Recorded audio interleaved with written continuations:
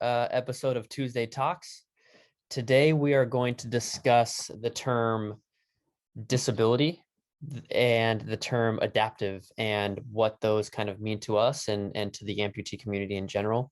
This is not going to be directed towards anyone, but by all means, if someone wants to jump in, I'd love to kind of hear what you guys think about the term disability, what it means to you, why we should use it, why we shouldn't use it, and we'll just elaborate from there. I mean, I'll start off right away. Awesome, Nick. Awesome. Being, someone who researches and, studies people with disabilities. For me personally, I don't like the term because it's a negative connotation. To me personally, I've never viewed myself as being disabled, and the meaning alone just means not able. So that's automatically putting you in a category. So I do like the term adaptive a lot better, just because it means you have to adapt with whatever your situation is. If you're missing, your ankle, if you're missing your knee, if you're missing your elbow, your wrist, you just got to do things differently. I've heard people say differently able. That doesn't bother me one bit. But the term disabled just kind of gives me the little jitters, you know what I mean? Because growing up, I was never, told or called disabled. But being a part of this community now, it's something, that we talk about every single day. But it's also something that's really big for me is the difference. There's a difference between being, physically disabled and cognitively or intellectually disabled. And when you just say disabled, you put those two together when they're two completely different things. Being physically disabled doesn't mean, you're disabled intellectually or cognitively. And when people see that or see that you have a disability, that's automatically what goes to their mind, just because the general population just isn't really educated. And that's what we do. That's why we're here. That's why we're having this chat. So I'd love to hear what you guys have to say as well. Sorry, Jovi, I'm going to be real quick.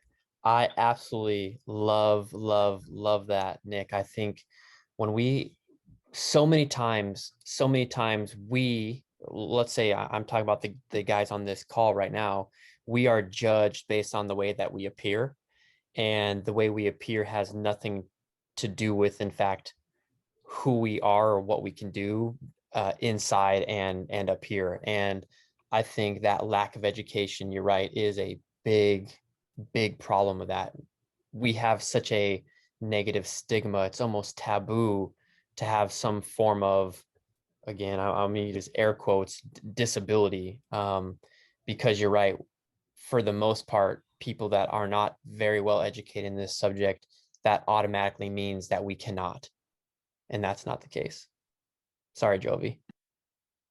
No, good. I was kind of going to touch on something similar. It's just, I remember kind of when we really started to think about what adaptive truly meant as a group. And I think during that process, I think I really learned how important it is to kind of rewrite the narrative. And I think that's kind of something that we try to do, we've done kind of on a regular basis in our separate lives. But I think being able, now that you're in this role of being a role model and being somebody that is part of this village that we're trying to build, it's like, I think it even dawned on me later in life how important it is to kind of consider ourselves adaptive individuals. And that doesn't necessarily need to mean just because of our physical disabilities either. Or it really is about kind of taking that and also applying it to our lives, right? Like, I think everybody as human beings adapt in their everyday lives. And I think that we kind of are just taking what we were given and trying to make the best out of it. And I think that that's what the term adaptive truly kind of derives from, right? Like it's not even just us as people who were kind of born or have adapted to certain circumstances. It's just kind of everybody, and all of us as like just human beings, we have to adapt. So I think like that word adaptive is so powerful. And I think I really didn't realize the power of it growing up, because all I ever really kind of heard was the word disabled, like, or he has a disability, or it was something I always just kind of came accustomed to and got used to, that I kind of, you guys and being around kind of the environment that we're in, I think it kind of really changed how I saw it too. Like I stopped using that word, you know, like I don't remember the last time I used the word disability as far as referring to somebody that, you know, is challenged in a physical sense or a mental sense. Just because when I think about the adaptive kind of people in my life, like they're like kind of heroes to me, you know. And I think that um heroes, like warrior mentality, like those are the type of things I think of when I think of that word adaptive, and the individuals that kind of define that word for me. So I think it's like also a different era. Like I think all of us went through that growing up, as far as hearing the word disability.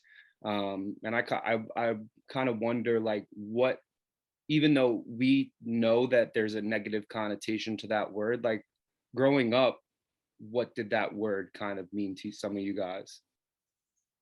Like when you heard it? Uh, so I think what separates maybe the three of us, Jovi and Nick, myself, is that we had, you know, we did in fact grow up with again, air quotes, of disability. For me, my whole childhood was all about proving people that I had no disability. I mean, that was it. We were born into, or at a very young age encountered a world quite literally that was made for people without any form of difference, you know, whatever that might be. So trying to fit in and trying to prove that we were in fact no different just based on what we looked like or based on our appearance was something that we always had to do. um you know, even myself, I wasn't educated around the subject until after college. And I look back, and definitely that was part of me. It was part of my pride, which, you know, it isn't always a bad thing, but definitely isn't always a good thing. But that pride just never led me to even figure out what else was going on in the world. It was more so, how can I make sure I don't stand out for the reasons that I am standing out, and how do I stand out for the reasons that I want to stand out in. Yeah. So that term disability was definitely there, but it was something that I guess helped fuel me, to try to prove to everyone else that I was not in fact not able to do anything. So that was me. But again, I know Troy and Steve maybe have some different thoughts on that, just based on when, you know, when they became an amputee. I think it wasn't until I actually had a conversation with Nick. I didn't, up until that point, I didn't think about it. I didn't put thought into the word disability and what it meant, as far as it doing a disservice to people like ourselves, you know, and just the you know, before the able, and being just disconnected from society itself, like that. What I have to credit Nick for giving me that peace of mind. Up to then, it was just like I always found myself in this weird spot where it was like people weren't seeing the struggle. They saw that I lost my leg, but saw that I was fully capable. So I think people saw, and I always have felt like in the middle of like, am I disabled? Am I not disabled? Should I get that parking placard, or should I not do that? You know, should I use some of the services that are available? I've always just been caught in between, because, you know, having lost my leg, you know, at 22 years old, and having to relearn everything, the road back, though, you know, very, very hard, and relearning, I still found myself capable.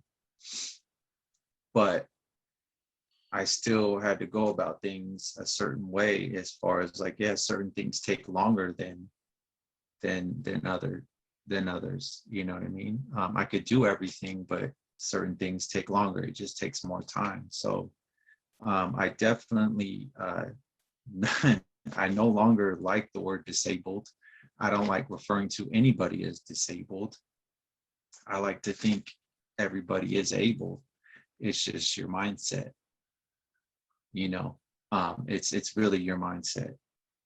And so I do not, I don't like the word. I want to erase the word completely. I love that, Steve. Absolutely, without question, that is a mindset. And the in terms of that mindset, the only one that can put a limit on you is in fact you.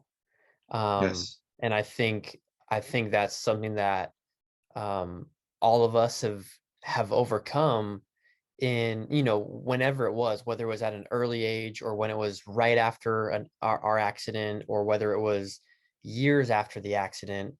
That mindset of I will, uh, is something that we all have, whether it's very blatantly obvious or not. Um, I don't think you can do what we do with our circumstances and not have that mindset. It's just, it's like it'd be an oxymoron to me. So I think that's a good thing. I gotta say something about your comment on the placard for your car. Um, Yes. Nick educated me, going back to Nick and his wealth of knowledge in this subject, but Nick educated me with a new term for that. And I'll kind of, sorry to point it at you, Nick, but I'll let you kind of explain that for everyone. No, and this is something, you know, that was brought to me from, you know, our friend CC. When I was with her, and, you know, our other friend Robbie, they're both, you know, chair users. And we were saying handicap parking. I don't like that term personally. But when you see that placard and that sign, that's what you always refer to it as. But when we said it, CC goes, don't say that. It's for access. It's accessible parking. The term handicap is very, very derogatory. It literally means it came from after World War I, when our veterans were coming home with physical limitations, and they couldn't get jobs. So they had their cap in their hands. They were handicapped. All right. So that word alone means, you know, people that couldn't get jobs that are begging on the street. So I don't think that really, you know, goes with that parking space. That parking space is for access and accessibility. And yeah, It's So beautiful. powerful. That's so It powerful. is. It For is. real. It's incredible. It's again, Nick told that to me, what, Nick, 2 years ago, maybe it maybe was 3. the last time when we were all in the bay In the together. day. Yep. Yeah, Yep. so 2 years ago, probably early 2019, You know, right? Th- From that moment on, like, I refuse to use the term handicap parking space. I will forever refuse to, because of that. I think that's just so powerful. Actually, when you told me that, you didn't even mention where that term handicap came from. And now that you mention it, I will be happy to educate anyone I come across that needs some explaining. Yes. So real quick, I wanted to touch on something that actually a student asked me a question on a few weeks ago while I was doing a presentation. And she asked me, how do we feel about accessibility at this current time in this in this, I guess, era? And how do we feel that it could progress, or that how do we feel that also we're kind of using our platform to try and progress that as well? I thought that was a really great question, and I, to be honest, wasn't entirely sure how to answer it. So I wanted to kind of pick your guys' brains to see how um, what you Like guys where we're at as a society when it as a comes to society, as like a society. being and we'll go ahead and go with this being adaptive. Being adaptive, but also the idea of accessibility and how society is tailoring to adaptive individuals, like I be- ourselves, as yeah. well as So like, so for example, I kind of, just to kind of, I guess, further the question, I spoke about how there's only really what 3 facilities in the country that are like Ability 360, and kind of went into explaining what um, a fully accessible facility looks like, and kind of how it operates. And just, I guess what we can touch on is how do we feel that we can kind of, in a sense, further society, or further the progression of accessibility in all spaces, not just in, say, the athletic sector, right, with gyms, but just in general. I know, just here in New York, for example, like, not every place has a ramp for wheelchairs to be able to be accessible. Not every place has a accessible bathroom, right?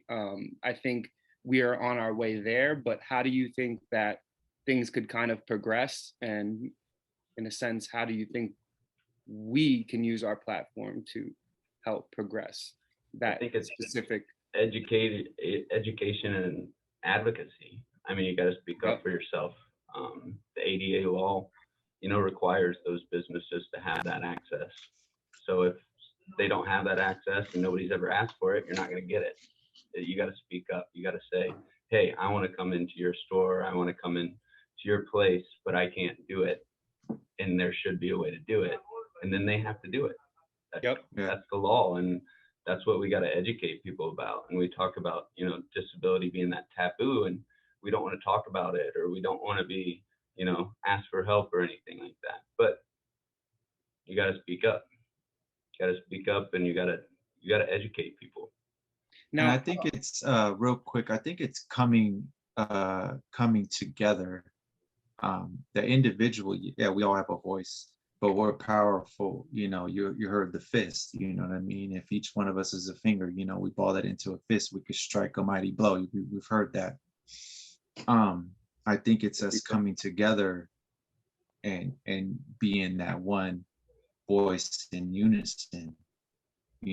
I love it, dude. I'm gonna just go off of Nike. There's a shirt I seen that Nike has, and it says just simply "better together." You know what I mean? We'll make more of an impact.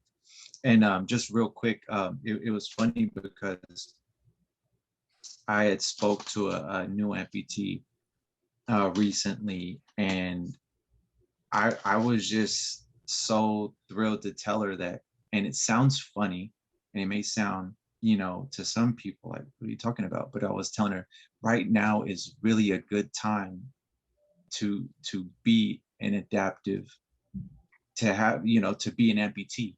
It's probably the best time, the best it's ever been. More opportunities are developing, more jobs, more job opportunities. It's just all coming together, you know. and real quick, I just wanted to kind of touch on something each of you spoke about, is that what is that transition like, especially specifically for Stevie and Troy? what is that transition like from being an able-bodied individual, like we kind of speak of, right, to transitioning into being an adaptive individual? And how is it balancing kind of that mentality, right? Because now it's like you're kind of in this position where you're used to being one way or doing things one way for your entire life, and now you have to adapt, but also like it's almost like you're fighting for the other side, right? In a sense, it's like there's you know what I'm saying, and not to even separate able-bodied from adaptive, but it's two different worlds, right? What is it like kind of transitioning into that new world, if you guys can kind of touch on that? Yeah. So Nick, you brought up something that was, you hit it right on the nail when, we talked about change. What can you do to, make an impact? Advocacy is perfect, and you just have to, obviously things aren't going to change overnight. You got to take it one step at a time. Perfect example at my job, in our bathrooms, and it's funny because I brought this up like a couple weeks ago, and they said they're going to be on it, they're going to change it. But in the bathrooms, the soap dispenser, it has the push down button where you have to push with one hand, and it's like the outing is really long to where you got to kind of like push it with your thumb. I'm sure, yeah, Rich can adapt to this. You got to push it with your thumb, keep your hand under, and try to like push down. And I'm like, I can do it. That's the perfect word for adapt. That's why I don't like disabled either. I'm with you guys. I love adapt because I can do it, but I adapt differently.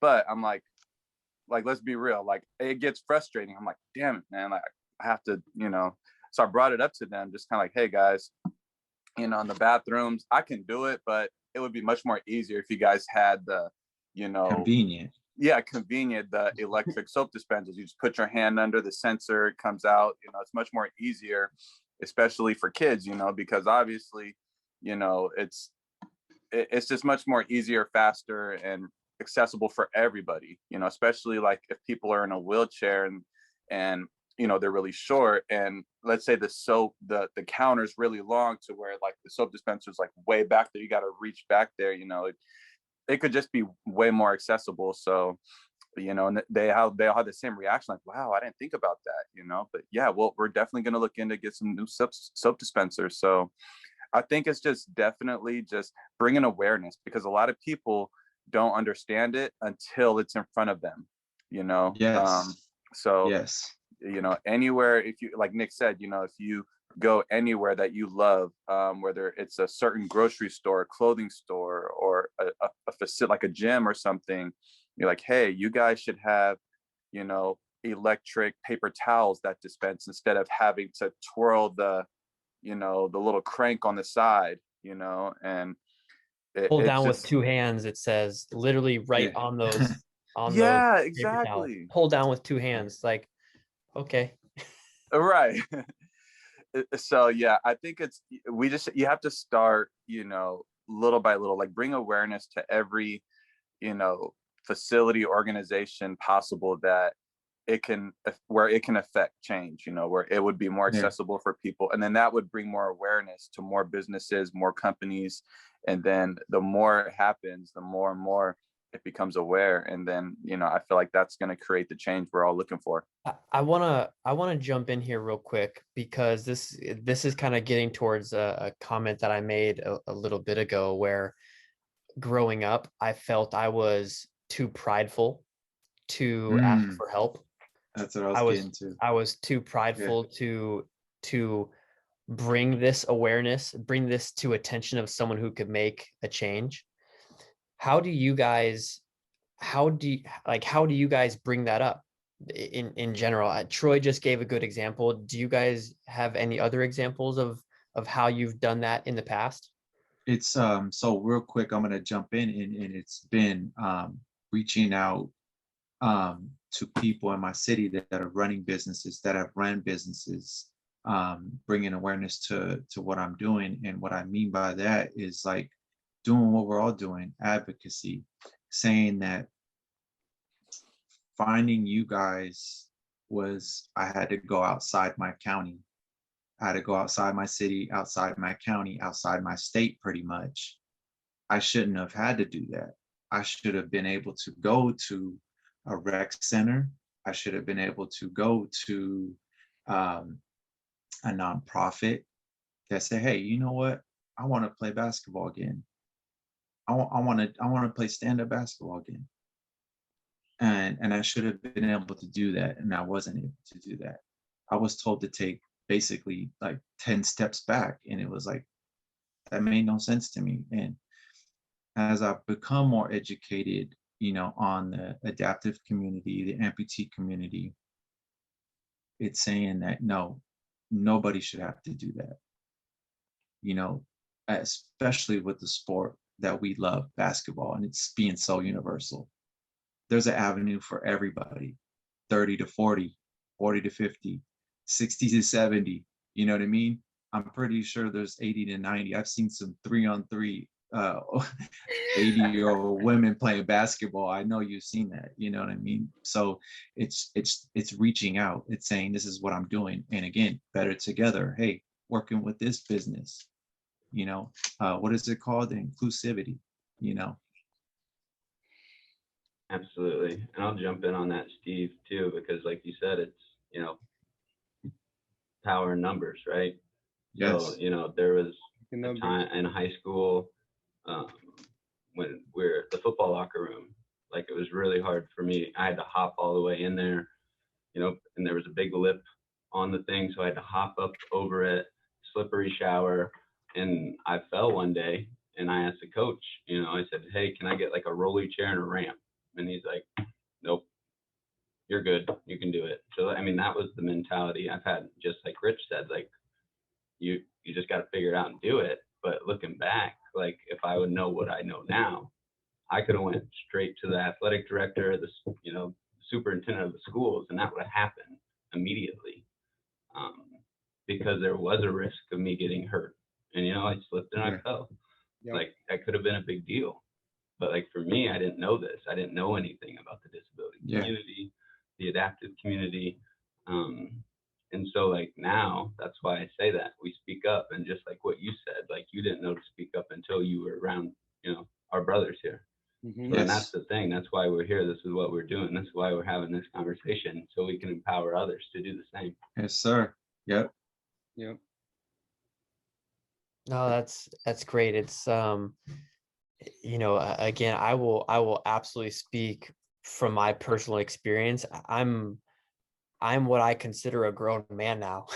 and it's still for me difficult to Put pride to aside. bring these to the proper people's attention, just because I still, in the back of my mind, or probably way more in the forefront of my mind than I realize, is I can do it.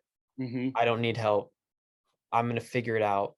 That's just that mindset that I continue to have. And I think now, as I get older and hopefully a little wiser, I'm at least recognizing those areas in my life, whether it's at work, whether it's at home, whether it's in a grocery store, whatever it might be. I'm at least recognizing those areas of, man, this was poorly designed, Mm-hmm. or it was designed for someone, let's say, that lives in a perfect two-handed, two-legged world. And unfortunately, like that world doesn't exist, I guess. But fortunately and unfortunately, that world doesn't exist. And when I think about 1 in 6 Americans, or people that live here in the US, have some form of physical disability, 1 in 6, like, think about that right now. I believe we have like 331 million people in the US. 1 in 6 of those people have some form of physical disability. Yes. That is absolutely outrageous, that we still live in a world where we have to adapt the way that we have to adapt any given moment, any given day, without even thinking that what we're doing is actually adapting. Yeah. And again, I know that what we were trying to do is absolutely to educate, But for me, I'm almost taking this as a self-educational piece right here, because I think at times I have that mindset of I can, I will. And though that mindset should never go away, I could make it, by not saying something, I could be making it continuing the difficulties for someone else. And I think, again, in this world that we live in, where we are so selfish and so egocentric, that's a normal thought, but that's not what we're trying to do. We are trying to make it better for everyone else. So thank you guys all for that little Yeah. friendly, gentle reminder that I need to Well, do. yeah, I'll kind of jump in just real quick. And that was like in transitioning, Jovan, with my accident and losing my leg. There was I was very, very fortunate not to have any disfigurement, anything that prevented me from not being independent. So I'll go back to always being in that position of, hey, for instance, beginning of COVID, things were a wreck, you know. But I found myself like, hey, there was disability hours for the grocery store. And I was like, do I take advantage of that? Do I not take advantage of that? And I just always found myself in this position, like, I don't know what to do, because like Richard said, hey, I can, I will, I'll find a way. Yep. And that's what we do. But it also puts us in a weird position, Yeah. And I hate I really, I don't mean to put this out there, but working at Freedom, which was a great time, learned a lot of experience. I still do work with them from time to time, but our town halls, our conferences were all upstairs. Now we're talking like 40, 50 steps to get upstairs. Can I do that? Of course I could do that. Should they have had an elevator? Yes, they should have had an elevator. Because even though I was the only amputee, there were still other people with leg issues, you know what I mean? Whether it be some sort of chronic pain in their leg or back, or due to some diabetes afflicting them, whatever it was, it still was like, had I said something, it probably would have came. Yeah, you could do it. You could do it because I could, but what about for the next person that works there, for instance? So that's always something, like, I just found myself, and it's real interesting to continue talking about it, because I still feel in that middle space, of like, I don't look at myself as disabled, but yes, there's something that I deal with day in and day out that affects my ability. Some days I'm working at 90%, some days it's 100%, some days it's 85%. And it's always up and down. Am I getting it done? I'm always getting it done, but there's always that hump I need to get over, For sure. And even like, not like, to make even light of it too, it's like, shout out to Chino. I never really pre-boarded a plane before I got, you know what I'm saying, before I got with him, and before I got with other guys that were doing it, right? It was the same thing with Pride. Why do I need to pre-board? Like, I can board the plane just like everybody else, right? Even back to like elementary school, I remember when somebody would like break their foot or break their ankle, right? The staff would give them a key to the elevator, and and I always thought to myself, I'm like, okay, that's great. Like, they get a key to the elevator. What about, like, I got to take the steps? Like, and I never thought of it in a way where like, oh, like, I'm going to ask for it, because no, like, I can take the steps. Like, that's fine with me. But it's like, like, almost in a sense, it's like we give special accommodations to individuals that, in a sense, are completely deserving of it, right? So why is it not like a baseline for us? You know what I'm saying? Like, it seems like it's almost like if we ask for it, now it's a special accommodation. Yeah, But like it's a really not. double-edged sword. Yeah, like, it's not special. It's like the baseline, right? Like, okay, like, this is what we should have access to already. Not, we shouldn't have to, in a sense, go ask for it, right? So I 100% understand exactly where you're coming from, Steve. So Jovi, that's going to be a future Tuesday talks, and we're going to talk about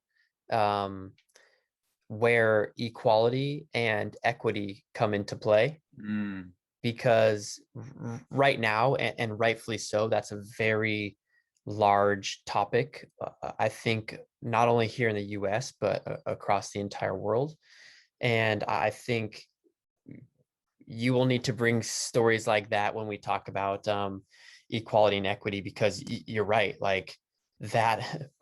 Where's the line between special accommodation? Where's that Exactly. drawn? Is it drawn for someone who's needs the temporary one, the permanent one? Like where is that line in the sand? um I think we've all kind of mentioned this term a little bit, and I want to bring something up, but the term able-bodied. Um, for those of you who don't know, able-bodied is the term utilized for someone without any physical limitation, whether it's upper or lower extremity or anything. So one thing that so Toby Hatfield, you guys all know, is someone that I truly look up to. He's a really great mentor for me in the workplace, and more than that, just a mentor for me in life.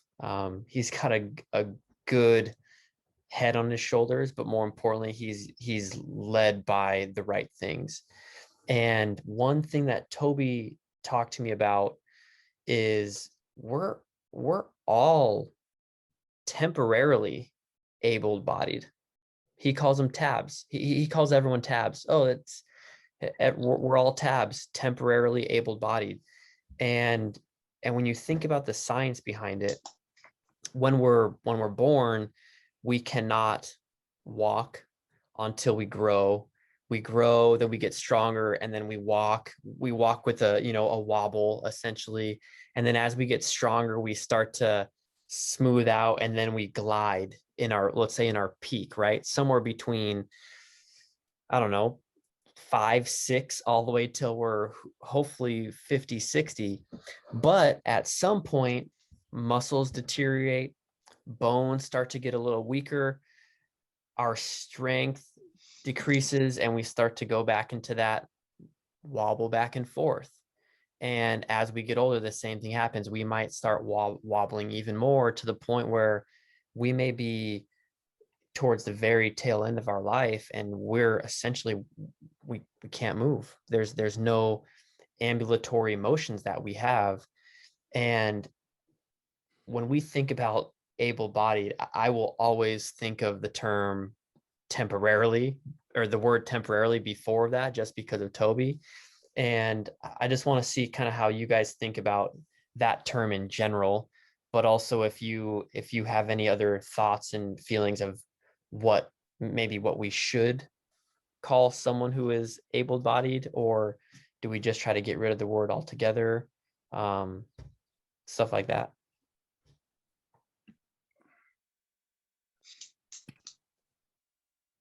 I think it's funny how things are going full circle, and I'll bring it back to what's, I think, really sparked this conversation was, and I mentioned to Richard, I don't know whether to be sad or happy that the flies have become what they've become, and becoming so universal that some people will say they're for people with disabilities. You know what I mean? But we want these to be universal. You know what I mean? So if you say they're just for disabled people, these shoes, That's you know, exclusive. yeah, it's saying now, oh, so what now? It's just for disabled. Why can't an able-bodied wear them? It's funny how it goes back. It fires back. It's funny how it's just going full circle. It really is funny. But at the same time, these things need to happen. It's just the process, because again, we go to the special treatment, you know what I mean?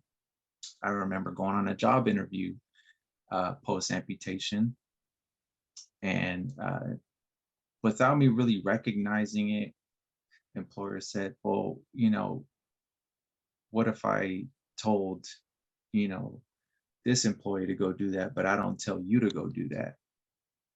And they were already labeling me like I couldn't go do that, and I didn't recognize what they were saying. And it Yo, was, yeah, it was really heartbreaking after. I was like, oh, okay, that's what they were saying, and that's why I didn't get hired. You know what I mean? But had I spoken up and said I could do everything, you know what I mean? They were already labeling me before I realized I was getting labeled. You know, so I think the label on things really puts a damper on, hey, everybody coming together as one and saying, hey, you know what, this shoe is for everybody, or this shirt's for everybody. You know what I mean? You don't need an amputation to wear these shoes. You don't need a so-called disability to, you know what I mean? You kind of, you get where I'm going with that one.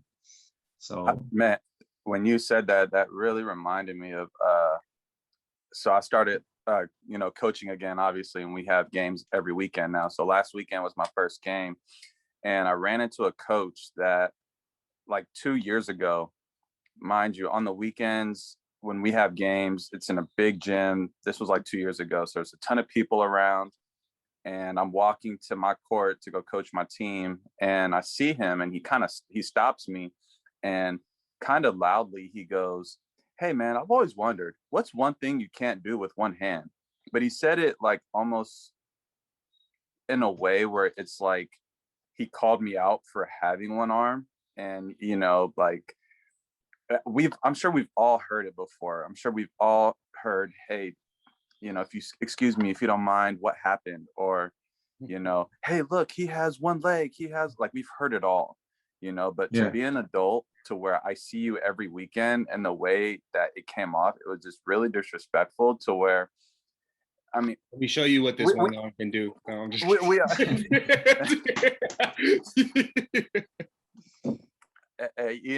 I know we all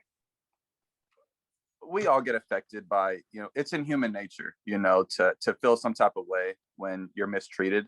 So of course, in my mind, I'm like, bro, I could do way more than you can. Like, in my mind, I'm saying that, bro. Like, you want to check up, bro? What's good, bro? Like just to show him, man, like, we could do this, you bro. want to check up. Like, check up, bro. I love What's it. good? And so it's like, I don't think people understand that, there's people just, they don't know that we're so used to adapting that we don't know any different. Like, Rich, I know you've said it multiple times, and you too, Joby, how you don't know anything else except one arm. That's what you grew up, that's how you were raised. You didn't know what it was like to have two arms and stuff. and So and even being though able-bodied, just this, like, on a term that was normal. Like, it was growing able-bodied was normal. Like, if you able-bodied, if you had two legs, if you had two arms, that was normal. And it's like, in a sense, like Stevie said, my bad to cut you off, TD, my bad. But it's like Stevie said, like, it also, like, it shoots backwards too.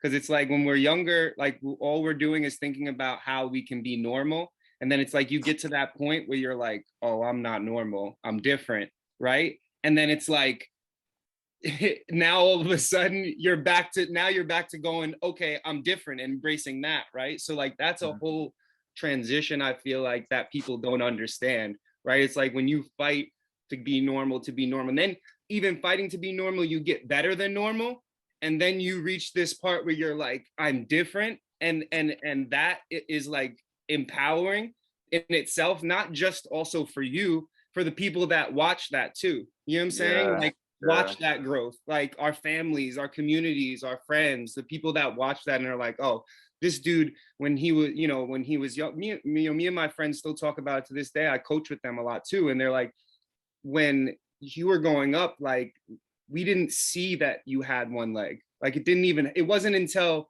we were getting our ass busted that we saw that you had one leg, and we're like, oh no. You know what I'm saying? Like, this can't happen. So it's like, I think that's like, just to kind of touch on TD, like that's something that people just don't understand, right? Because they also didn't even go, they don't even know what it's like to go through that, to walk in our shoes per se. But it's like also, it's like we also know what it's like to walk in our shoes and then know what it's like to walk in different shoes too. So it's just like, right? You know what I'm saying? Because I bet everyone on this call can remember the first time, and I'll go first. I mean, the one thing I remember after I lost my arm was I remember hooping at a basketball court with my friend, and we went there one day and the gate was locked. And we really wanted to hoop, but I'm like, damn, I'm gonna have to climb that fence. And mentally, I just lost my arm. I'm like, there's no way I could climb that fence. But I did it. And I'm like, holy shit, I just did something I never thought I could do. And so that's something I think that we all have experienced, to where you see something, you're like, dang, I don't know if I could do that. You question it first, but then you're like, you know, screw it, I'm gonna give it a try. And you succeed, and then you're like, wow, like life is really limitless. Like, you know, it's just something that you can never say you can't, you know, like. And so for me, you got to prove it to yourself. Right. Like you got to prove that to yourself. Yeah. And it's like, I felt, especially this past year coaching, I love the fact that when I hop in the scrimmages with my kids, they're not like, hey, I don't know if coach can play, let me just take it easy. No, as soon as I get the ball, they're immediately on my right hip, like they're forcing me to left. And I'm like, yeah, like I'm respected, you know, like, and they don't know any, I mean, they don't look at me as any different. They're like, hey, Troy, you're our coach, but I still want that ball. Like, I'm going to force you where you're uncomfortable. And that's what I love, because it just lets you know that people are, you know, they know what you're capable of doing. So just on the court, like, we're homies, but I want to beat you. I'm going to force you to do what you're uncomfortable doing. Yep. So, you know, it's better to have that, you know, than have people be like, well, I still don't know if he can do it or not. So let me just let him be comfortable. Let him be easy. He's disabled. It's like, no, like, he's capable of doing it. Like, I've seen him do it. Like, let me, you know, he's one of us, you know? So I think once people really see that, they kind of build a newfound of respect, you know, when they see that we can adapt to anything, we're capable of doing anything. It just comes down to just, and I think, go Steve, my bad, TD. No, go. No, I was just gonna say, I think we make people question what able-bodied is on a regular basis. You know what I'm saying? Yeah. I think it's a difficult question for us to answer, because we're constantly, I think, redefining that for people on a regular basis. And not just us, right? Even the people that we see that it's evolved to now, you know what I'm saying? The Zachs, right? The Emmanuel Hansons, right? Like these guys that are even redefining, in a sense, what is a disability? What is that? You know what I'm saying? Like, what is that? And in reality, I think more than anything now, the whole narrative of what is your excuse is like more prominent than ever, right? Because I think there really is no excuse for anybody at this moment. You know what I'm saying? Like and I think for a while we've seen that, you know, not only in each other, but also in the people that we've encountered in our lives, right? In the experiences that we've kind of been through as a group, as individuals. Like, I think that word is constantly redefined because of that idea of exceeding everyone's expectations, and even sometimes the expectations of yourself, right? Because I don't think even, you know, when I was growing up, I don't think I thought about who I was as an athlete, right? Or who I was as a person. There's always this idea of someone that I was chasing, and I don't know who it is. I still don't know who it is, but I think it's like, you have to have that kind of natural edge to where it's like, okay, like, you know, this, and we're talking about baseline, like this is just the baseline. This is just the beginning, right? You know what I'm saying? Like, there's so much more, I think, that people don't understand, that not only, you know, people like us go through, but that everyone as a human being goes through. Like, everyone is born with this natural idea that they have a purpose. And as long as you continue to chase that purpose, you'll become closer and closer to it until you find it, you know? But I think more than anything, you don't find that purpose in the beginning, right? You find that as you continue to go through it. And I think more than anything, like when you're talking about, you know, exceeding expectations and even sometimes understanding like, okay, this is hard, but I can do it. I think a lot of people also don't understand that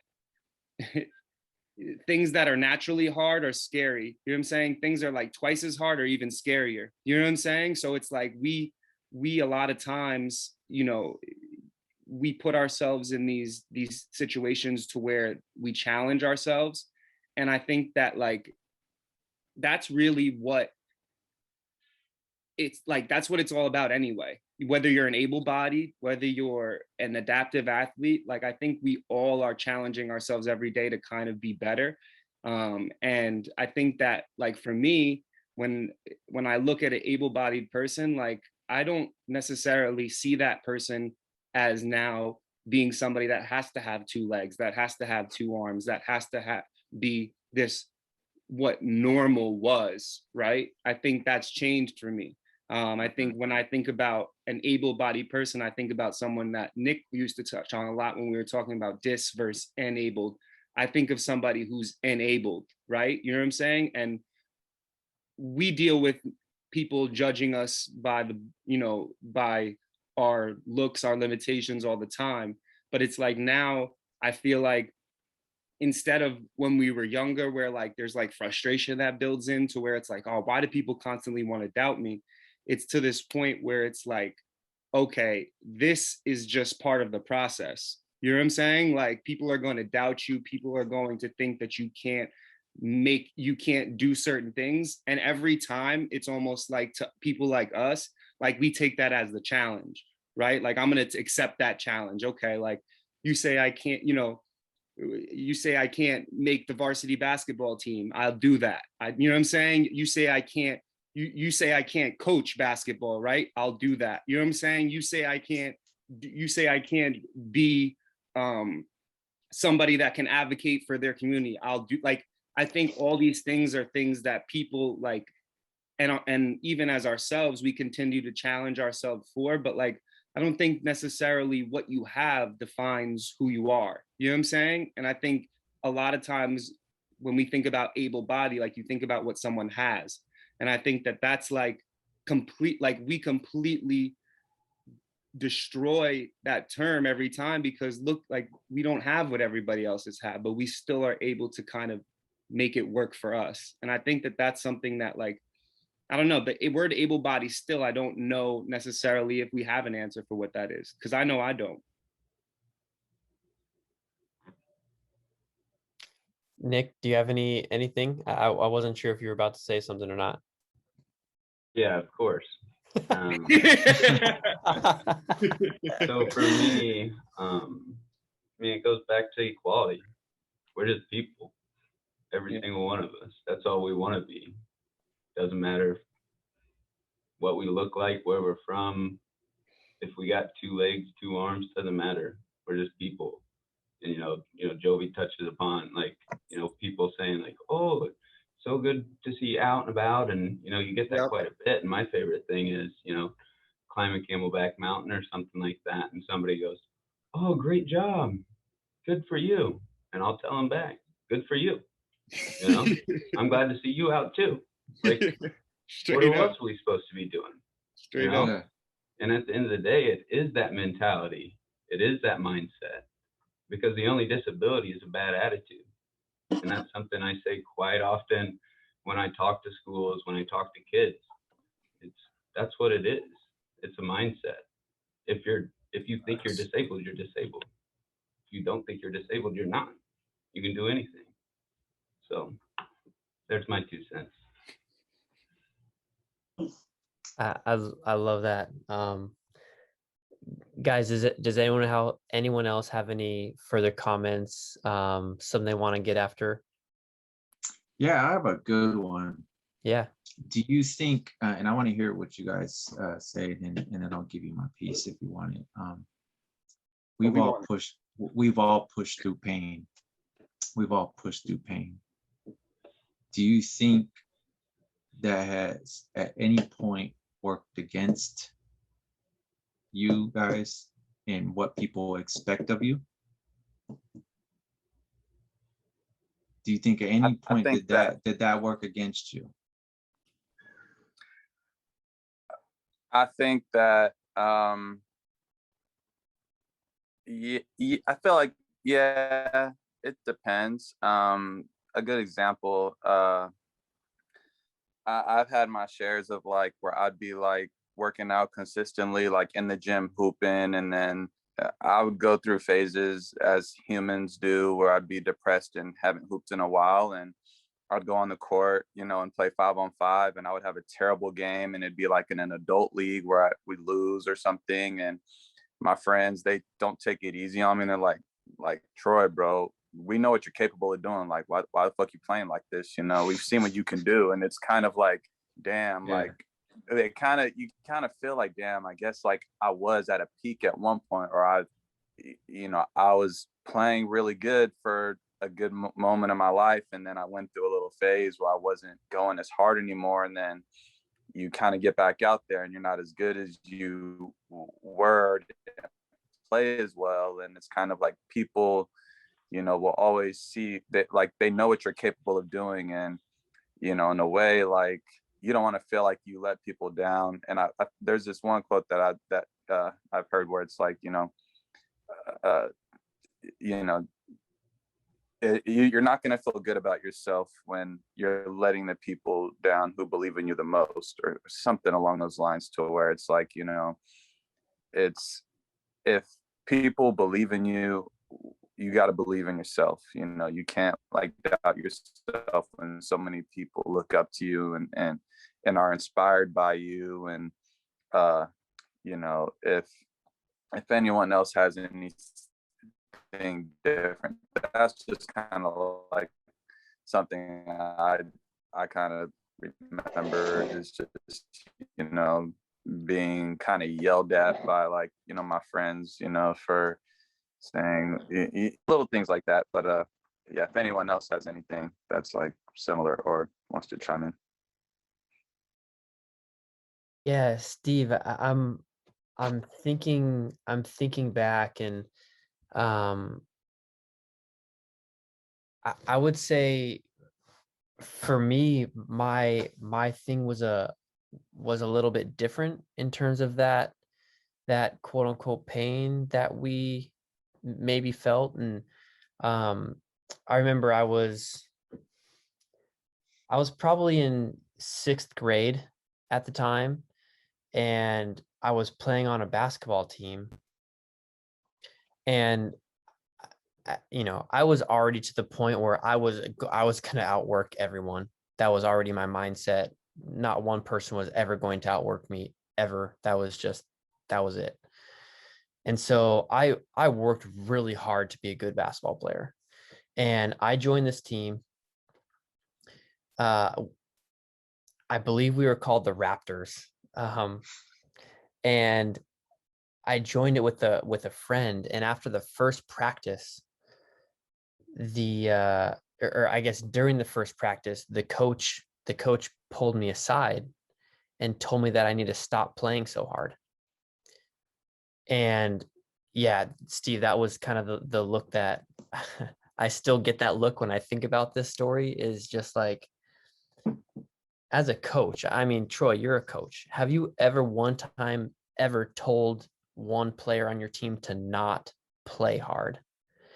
And it's just like, it boggled me. And I think the reason that is because the hard work, the pain, the tears, the effort that I put in to basketball brought me to a level that was higher than maybe most kids were at that same time in their life. And that pain or that effort that I put into it actually had a negative effect on me. And it made the coach, whom had a son on the team, it basically made me feel that I was doing something wrong. And it not that it changed who I was, but it definitely, I mean, it's something I remember, 25 years later, is that I went through this time where this coach didn't want me to play hard. And I told my dad about it. Um, you guys all know my dad. Papa Bear came in, and um, for sure I never had to worry about not playing hard ever again on that team. But I just, I think back, like, the way we work, our work ethic, what we put into to what we do should never make us feel inferior. It should never make us feel bad. It should never make us question our ability or what we should be doing just because we're at a different level maybe than someone else, or because they have different expectations of us. And I honestly feel like this coach wanted me on his team because he had an expectation of me that was maybe down here, and I wasn't what he expected. So he wanted to try to make up that difference to bring me back down to it. So I know maybe slightly different than what you were kind of going at, No, Steve, but still maybe related a little no, bit. there's all different levels to that that we can explore. And that honestly, that makes me sad that you had to hear that. That's like almost devastating, Rich. Like, wow, uh, to be told to not work hard. And I don't even know how that coach could have the audacity to speak to you like that. Like how I that just blows my mind. Like, wow, he had the He's a audacity dad coach. to tell, yeah, yeah, you're an arm amputee. You're the only arm amputee on this team. I'm assuming. I don't think I need to assume, but he tells you not to work hard, and yeah, don't name that coach. Don't name that coach. I'll The never only forget that. I'll never forget that coach ever, because of that first practice. the only time you should ever tell your kids, it just popped in my head, to not go too hard. It sounds like you would never say that, but it's like if you somehow are in a basketball tournament blowing a team out by 50 and they can't Oh, really dribble, then that's yeah. when you're like, okay, God, let's work on like like everybody touches the ball before we shoot, work on like 3 or 4 passing cuts, and Yeah, that's I have a probably different mindset of that one too. Yeah. Blow them out by 60. They need tough skin, straight up. That happened to me this week. That happened to me last weekend. We beat a team by like 30, and before the game, the coach goes, "Hey, we're playing you guys, right?" I'm like, "Yeah." It's like, "We're not that good." And then I'm like, "Well, what do you want me to do? I'm not going to tell my kids don't score, What? but we're up by 30. We're up by 30. They can't play defense. Literally, any one of my guys can just get a layup." But I'm like, all right, when we play good teams, we got to work on moving the ball. So let's move the ball some. We got to not think about this For team, sure. think about next week's team. So For sure. that's the only time I would ever say, like, don't worry about running up the score. We know we can do that. Let's work on our weaknesses right now. But yeah, Steve or Nick or Rich, that's crazy, bro. That's Yeah. crazy. Now, I want to hear from you guys. Has there been where, hey, it worked against you, where I'm working too hard, whether it's as um a person, an able-bodied person, and I'm not going to say as an amputee, I'm going to say as an able-bodied young man being a below the knee amputee. Did it ever work against you that, hey, I'm working hard and I'm working past this pain? It could be physical pain, it could be mental pain, it could be just pain from a game, you know what I mean, that you're I going think physical 150. pain. When you first asked that question, I automatically went to physical pain because, I mean, as you know, your prosthetic, and you've mentioned it before, it's never perfect. It's not 100%. And there's times where we you know, go too hard, and I still do it. I go too hard, and I should probably take a day off to Mhm. help myself recover, and I don't. But that Yeah, workout I that I totally do isn't as understand that. good. So yeah, it does hurt me a little bit, but at the end of the day, like I'm gonna get it in no matter what, even if it's my legs off. You know what I mean? There's other ways that we can work. So Yeah. You know what's scary is that I got on the court the other day and I had to watch myself because I'm I'm trying to raise that level of how I play. And I had to refrain from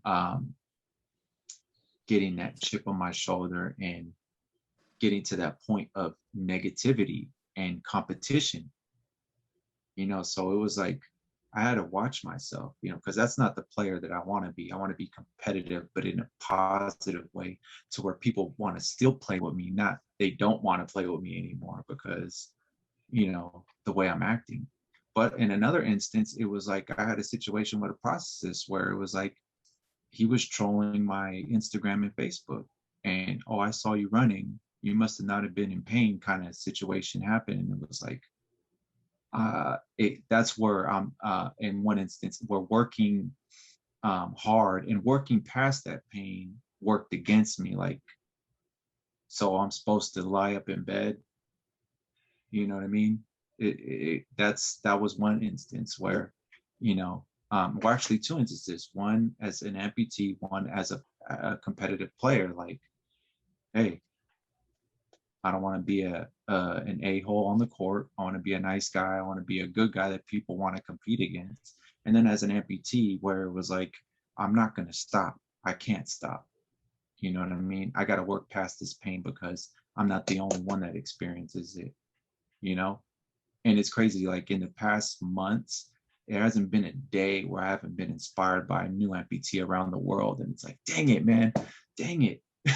I can't stop. I can't stop. There's no stopping. I gotta get up. I gotta keep moving. keep going until the other one falls off, Stevie. I Let's go. hey, 6'2", baby. 6'2". That's what I'm going for.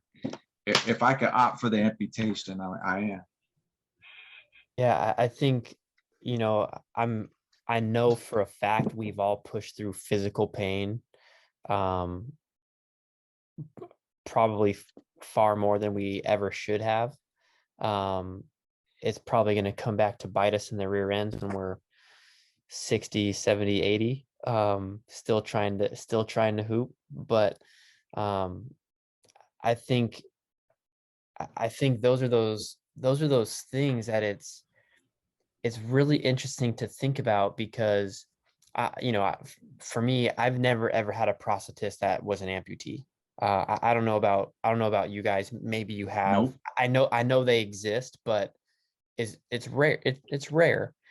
And I also realize that prosthetists over time can get a better sense of what their patient is or is not feeling.